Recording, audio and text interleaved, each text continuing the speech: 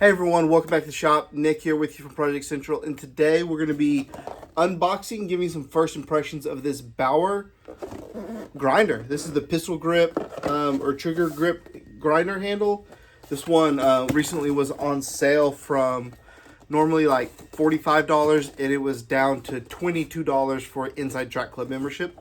So, because I am a filthy casual welder, I need more grinders. So let's check it out. All right, so like I said, we're just going to be unboxing and giving some first impressions. We'll compare it. We'll compare this to some of the other Harbor Freight grinders I've got. Okay. So it's got the tool.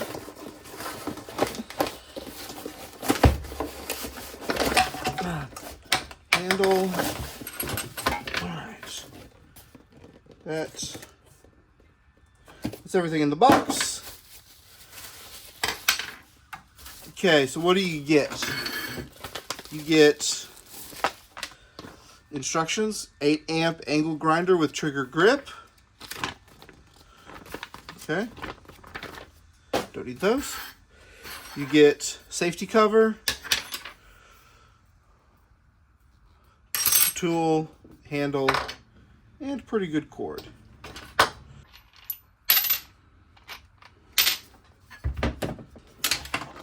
Okay, that's an 8mm. Okay, first off, I got this guard on here. It works pretty good, right? Pretty simple, quick attach. I don't like how this, if you want the guard in this orientation, right, you kind of, let's get it close up here. This lever hits the body. You can already see where it's scratched. So like if it's in this orientation, no problem. But as we all know, working with a grinder, you want the guard like that, because as the blade is spinning, or I guess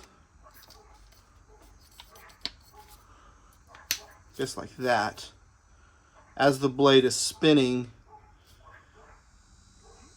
you know, you don't want to be cutting on, if you're cutting something with the blade, you don't want it out here at the tip. You want it on one of the sides, depending on which way you're going. So if it's like that, it's not terrible.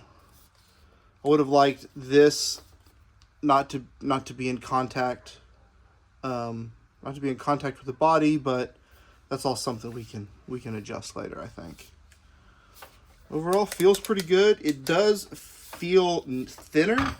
So like here is the Chicago Electric one, which is basically the same as the one they sell now, which is the Warrior brand, right? I got all these at Harbor Freight. This one back in the day.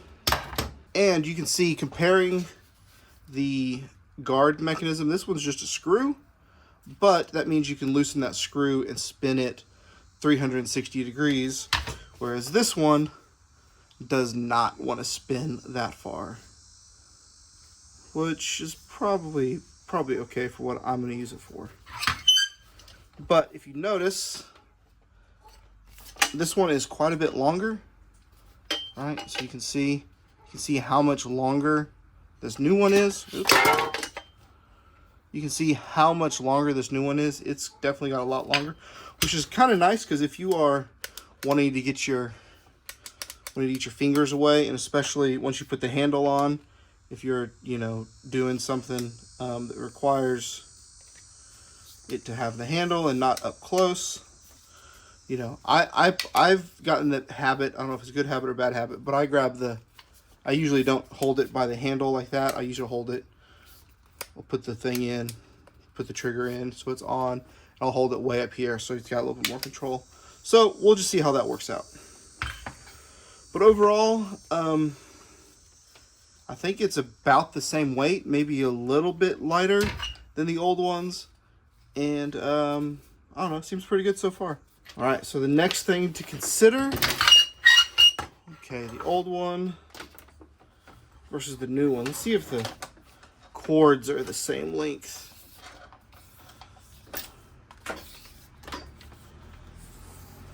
All right. So this is how long the old cord is, the old one, and the new one is about 2 feet longer. So that's really nice, having a much longer cord. Overall, it seems to be pretty good. You know, I'm not sure that this is a $50 grinder, but it definitely seems to be a good $25 grinder. Okay, before we get to the final thoughts, I'm doing this after the final thoughts, just for full transparency. I had to get rid of this. This lever arm sucked. Bad design. I just found an old Allen screw with a lock nut. Because if you look at the old design, right? I think I did the similar thing here, or this was like that. This one, imagine putting this lever right here. Let's see it better on this. Put that lever right there. You cut out, pun intended, a ton of working depth on this, because if you're trying to cut something off, your limiting factor is going to be on how much you can use stuff, and how close you can get to things is determined by, you know, whatever's going to touch. So like that right there, or that. But if this was sticking way out there, like that, you have this whole arm that's going to block your progress of being able to use these up, right?